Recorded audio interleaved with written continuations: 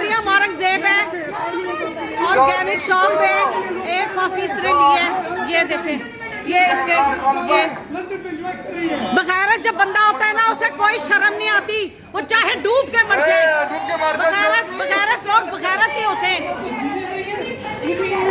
मैं तो कह रही हूँ, ये एक्शन देखो जरा, एक्शन देखो जरा। सारी बातें छोड़ो, इसकी सारी बातें छोड़ो।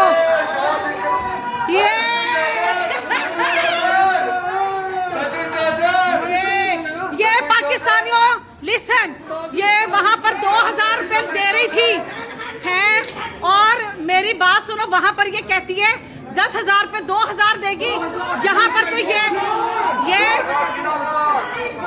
शोर पाकिस्तानियों का पैसा, मुसलमानों का, ये जनाब जी उन लोगों का, ये बेशर्मी।